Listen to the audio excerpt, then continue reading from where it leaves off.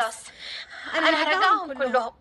بكره الصبح هاخدهم وارجعهم تاني عشان كلكم تستريحوا. الله ايه الحكايه يا وفاء؟ الله انت صدقت ولا ايه يا بنتي؟ ده احنا بنهزر معاكي. لا يا بنتي لا، تشتري كل اللي انت عاوزاه، ما يهمكيش من اخواتك الصبيان دول غيرانين منك، بس ما تنسيش كمان اني مش سلطان ولا حتى فراش في السلطنه، عشان كده خليك حنينه عليا شويه. ده انت بنتي الوحيده يا وفاء، وانا يا بنتي ما اقدرش اعز عنك حاجه ابدا، وبتمنى لك اليوم اللي اشوفك فيه عروسه.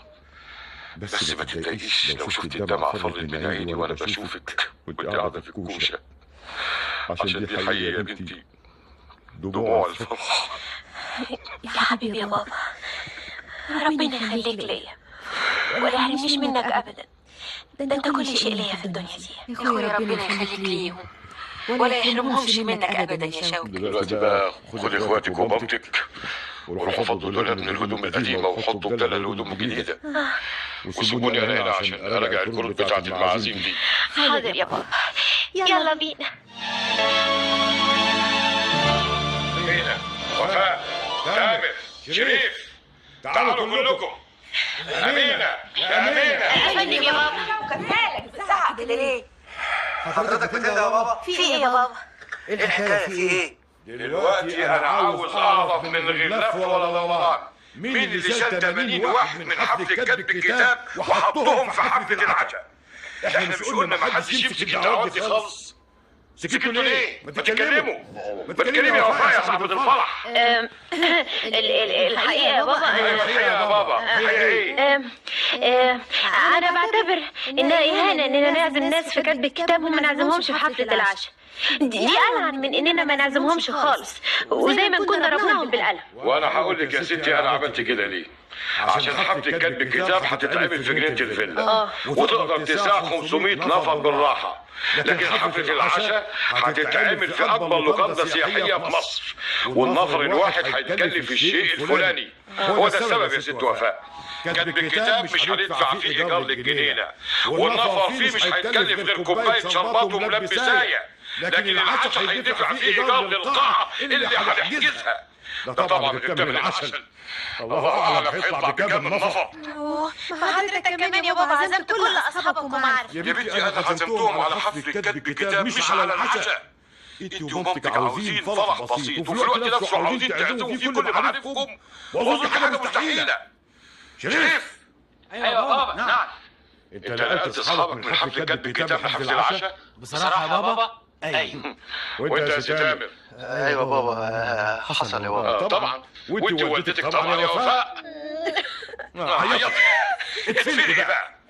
يا بابا الفرح ده بتاعي وانتم عاوزين تحرموني من أصحابي. يا خسارة، كنت فاكرة إن الفرح ده حاجة تفرح، لكن لقيته غير كده خالص. كله خناق وزعل.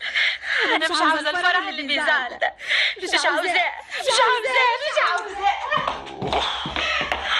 لا حول ولا قوة إلا بالله العلي العظيم. وإيه العمل دلوقتي؟ يا اخويا ولا حاجة، دلوقتي انا هصلح لك الكروت وارجعها لك زي ما كانت. ما انت بس لو كنت خليتني اكتبهم ما كانش حصل اللي حصل ده. ادي يا سيدي كروت العشاء. الله الله. ايه في ايه؟ احنا مش اتفقنا يا استاذ شوكت ان صاحبك عبد الله النحاس هيحضر حفله كتب الكتاب بس؟ اتفضل اهو محطوط في كشف كتب الكتاب، وبعدين اتنقل كمان في كشف حفله العشاء، وبتعيب على العيال انهم غيروا في الكروت.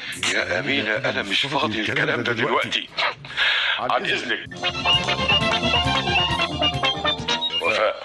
وفاء. أيوة يا بابا، في حاجة؟ أنا عاوز أكلمك على انفراد. تعالي اقعدي جنبي هنا. حاضر. خير يا بابا؟ أنا عندي فكرة عاوز أقولها لك، بس توعديني إنك ما تجيبيش السيرة لوالدتي. حاضر، أوعدك يا بابا. بس إيه هي بقى الفكرة؟ بقول لك إيه، أنا يا ستي مستعد أديكي 2000 ولا 3000 جنيه وتروحي أنت وعادل بعد ما تكتبوا الكتاب وتاخدوا بعضكم كده وتطلعوا على اسكندرية ولا على أي مصيف يعجبكم تقضوا فيه شهر العسل. بلاش يا بنتي حكاية العشاء دي. ها إيه رأيك في الفكرة دي بقى؟ أنا متأكد إن عادل هيوافق. هو حضرتك اتكلمت معاه في الحكاية دي؟ لا بس أنا متأكد إن الفكرة دي هتعجبه لأنه بيتضايق من كتر الناس. لا بلاش يا بابا اتكلموا في الحكاية دي خالص أرجوك، لأنها مش معقولة. ليه؟ وانت مستقلية المبلغ؟ يعني الحكاية مش حكاية المبلغ يا بابا. امال حكاية ايه؟ حضرتك عارف بقى إن ماما هتزعل قوي لو ما شافتنيش وأنا لابسة فستان الفرح والطرحة والعوالم بتزفني لا، من الناحية دي يا ستي اطمني، انا ممكن اقنعها كده. بس أنا كمان بقى هزعل قوي يا